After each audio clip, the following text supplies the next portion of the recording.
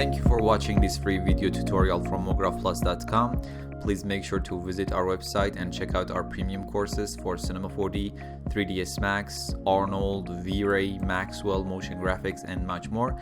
And also please make sure to subscribe to our YouTube channel and follow us on Facebook, Twitter, and Vimeo to enjoy our free video tutorials. In this lesson, we talk about brute force GI engine. Brute force is the most basic GI engine. It's straightforward, very easy to set up, and gives you the best GI solution out there. One problem though, it's very slow, and the reason being is in brute force, every shaded point, obviously in the camera view, has its GI computed separately and independently from other points. So even though it's slow, but because brute force calculates GI for each point separately, it can give you the most accurate GI solution. So let's jump in and see how it works. For the first part of this lesson, I'll be using the same scene we had for our previous lesson.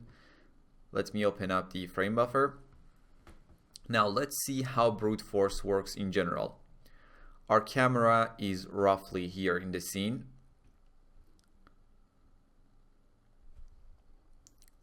Brute force is a view-dependent GI method, so everything should start from the camera to determine what is in the view and what's not. So the first rays, let's say they are green, are cast from the camera.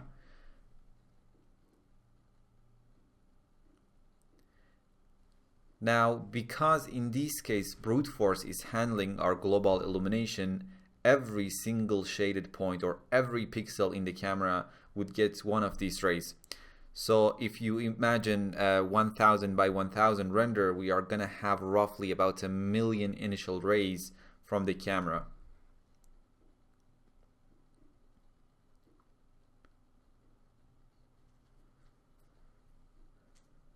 Now at each point we are gonna have a GI sample, obviously. Let's say they are red.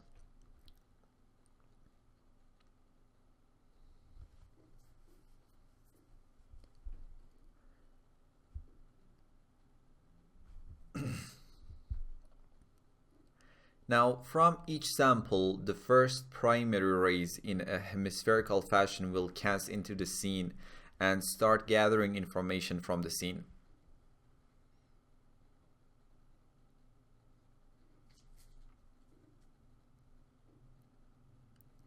The number of these primary rays depends on the subdiv parameter in our brute force settings.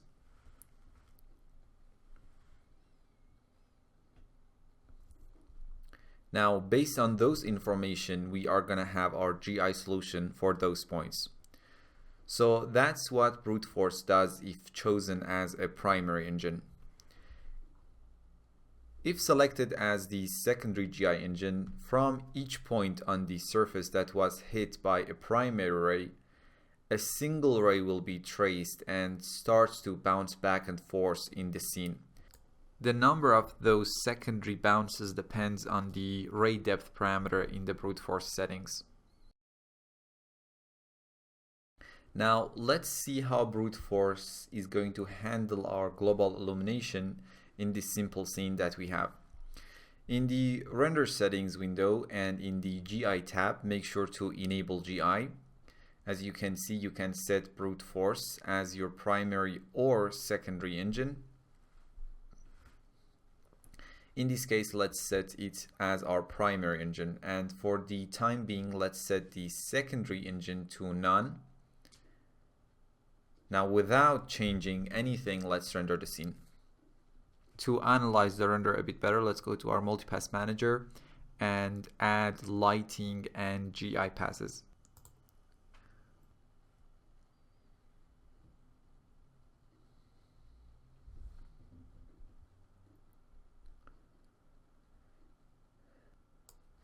Now, as you can see, we start rendering the final image immediately when brute force is set as our GI engine.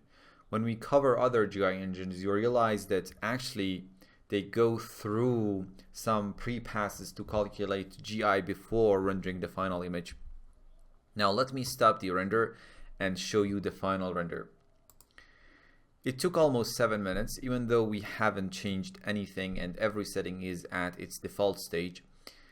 You can see it's a bit noisy, and if you compare it to the render from the previous lesson, you can see it's a bit darker, and that's because right now we are only using our primary engine and there is no secondary engine to handle our subsequent bounces. Now let's close the frame buffer and get back to the render settings. Right now our brute force subdivisions is set to 8, but in fact it doesn't do anything. If you increase or decrease it, it doesn't affect or change the render in any way, because right now, based on the settings that we have in our anti-aliasing and in our DMC sampler settings, basically because V-Ray is so interrelated, we allow the anti-aliasing or sampler basically to control every subdivision parameter in the scene. It's a very reliable system and almost always works. Here, because I want to actually demonstrate how this subdivs parameter works and affects your GI solution, I'm going to limit the image sampler power a bit by doing the followings. First, in the image sampler tab, set mean shading rate to 1 and turn off divide shading subdivs. In the bucket sampler rollout, enable use local subdivs. Let me set my noise threshold to 0.1, which is a ridiculously high number.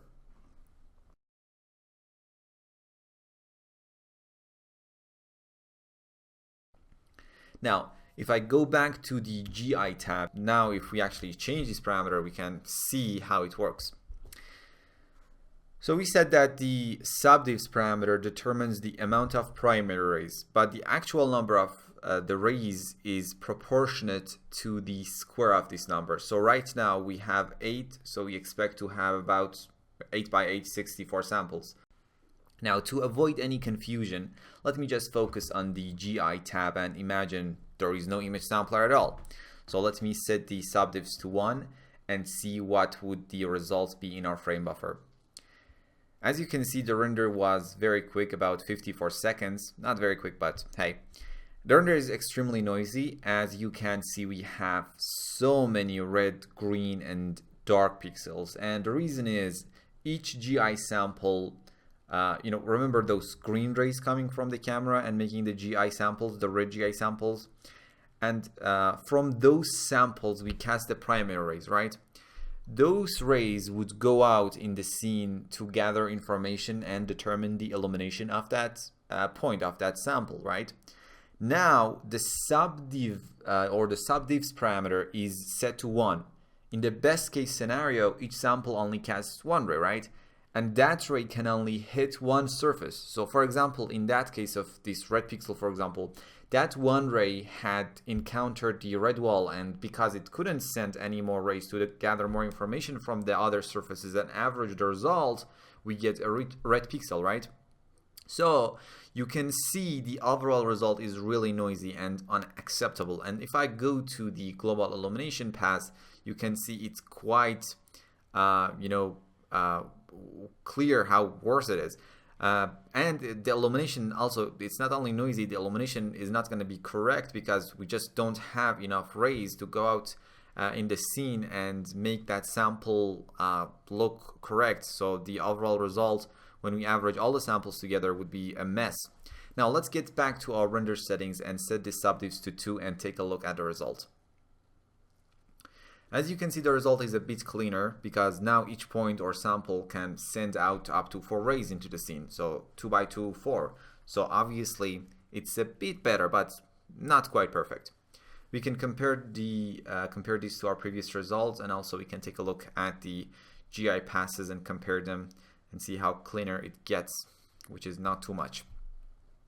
Now let's set the subdivs to 8 and take a look at the results. As you can see, it's a lot cleaner compared to our previous results, and if I compare the GI passes, you can see we get a much better result.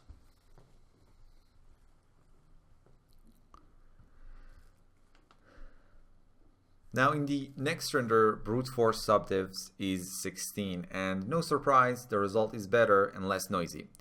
In the next render, I cranked up the subdivs number to 64, and now the result is really better.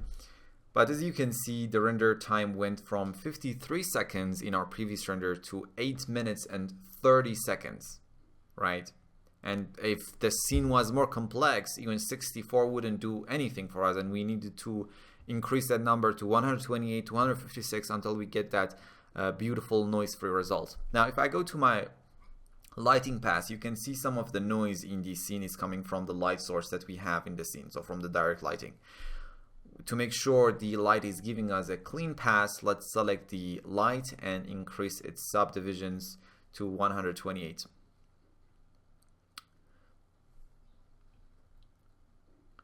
Now, as you can see, we cleaned up the overall noise produced by the light. And we need the secondary engine to come in and start bouncing our primary rays to get more accurate GI solution. In our render setting, let's go to our secondary engine and let's select light cache. I mean, you wouldn't normally use brute force as your secondary engine, and light cache can be very quick as secondary engine and produce excellent results. So let's see, make sure brute force subdiv is 64 and light cache subdiv maybe something like 1000 would work in such a simple scene, and we'll be discussing light cache obviously in a future lesson. If we take a look at the results, now that we have a secondary engine, the render is a lot brighter and more accurate compared to our previous render. And especially if I compare the GI passes, you can see how it differs from the previous renders. And because we obviously have the secondary engine and the whole illumination gets a bit brighter, that helps us to kind of hide some of the noises also. And finally, to get rid of those aliased edges that we have, we need to increase the quality of our image sampling. Decrease the noise threshold to 0.007, and as I mentioned, it's really interrelated, and I need to kind of touch some of these parameters sometimes here and there to get the result that I want. So, and if I take a look at the render with these settings, you can see the render took almost 45 minutes, but the render is pretty clean, right?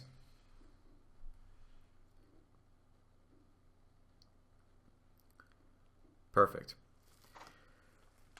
Now what we can is to give VRAY some of the controls back and see how it works. So in our render settings, let's enable divide shading subdivs and increase the min shading rate to 256. I mean, 256 is a high number, and you wouldn't use possibly such a high number here. But because this scene is raw and I don't have any material, and these rays are going to be primarily used for, you know, kind of GI, to increase the quality of GI, that's why I'm using. So if you know VRAY and you know your way around VRAY, you know, don't accuse me of ignorance or anything for increasing this number that high. Right now I'm just having GI, no other effects, no materials, so these extra rays are going to be used with GI. And so for now, and we'll be discussing image sampling in detail in our next section, but for now let's turn off use local subdivs and render again.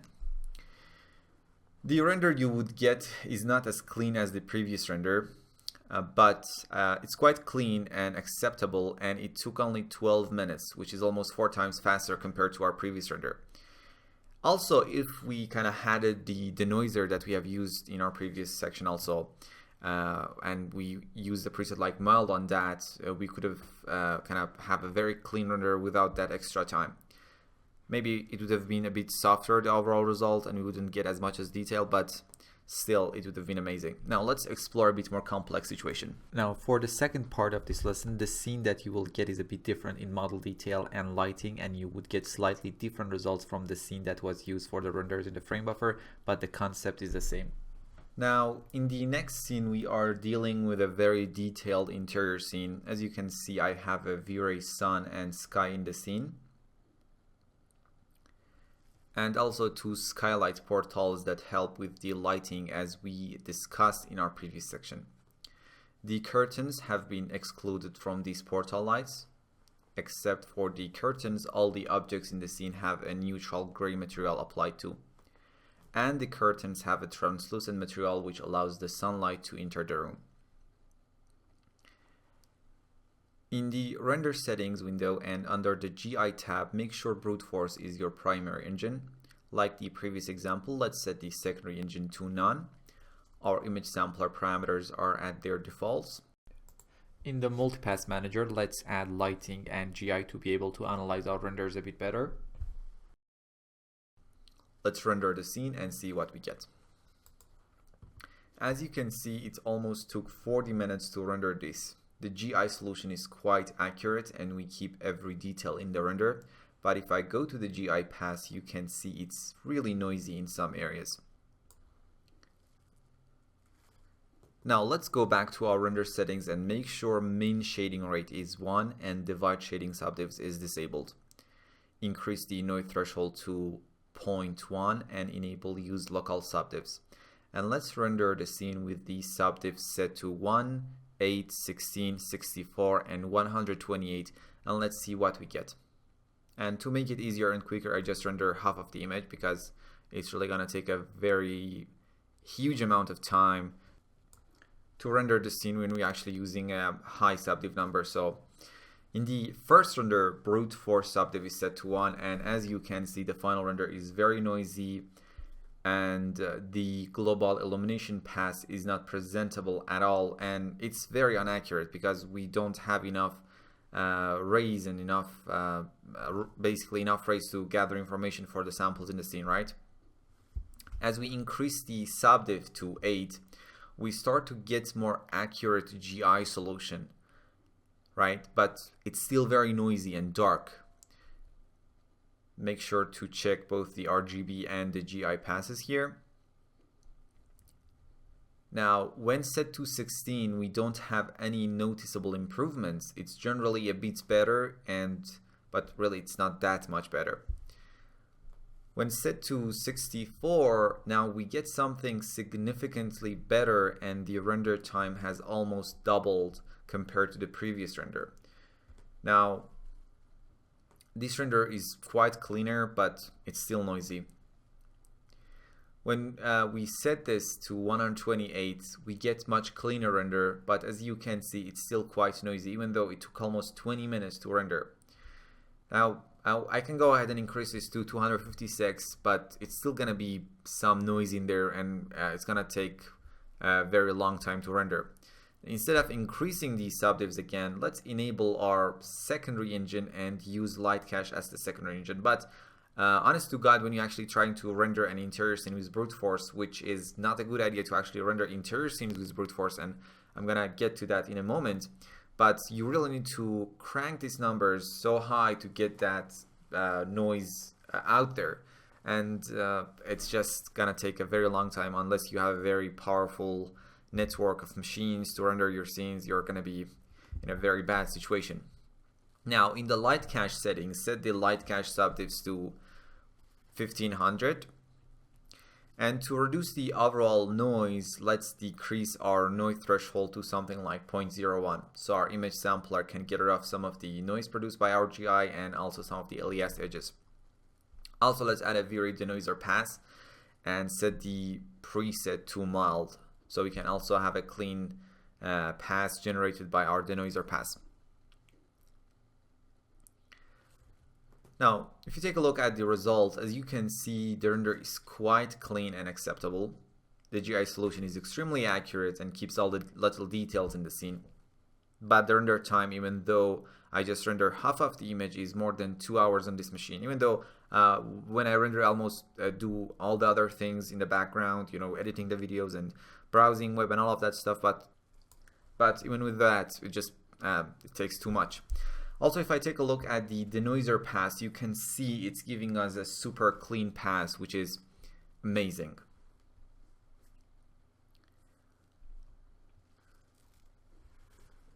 As it appears here, it's not a good idea to use brute force in a complex interior scene because it's very, very slow. I even didn't dare to render the entire scene because I knew it would take a very, very long time to finish. To wrap up this lesson, let's summarize the strengths and weaknesses of brute force GI method. For its strengths, we can say that it preserves all the details. You can see there wouldn't be any artifacts or flickering in the animation if you use brute force as your GI solution when you are rendering an animation. It doesn't require tons of RAM, so if you don't have enough RAM on your machine, you can simply and safely use brute force to handle your GI. And as its weaknesses, we can say it's very slow, unfortunately, and especially for interior scene. It's really hard to clean it up, and there would be noise to some extent in the final render, even if you use a high amount of subdivision, which is not a good thing. Perfect. So that's about brute force, and in the next lesson we'll be discussing Irradiance map. Thank you for watching this free video tutorial from MoGraphPlus.com. Please make sure to visit our website and check out our premium courses for Cinema 4D, 3ds Max, Arnold, V-Ray, Maxwell, motion graphics, and much more. And also please make sure to subscribe to our YouTube channel and follow us on Facebook, Twitter, and Vimeo to enjoy our free video tutorials.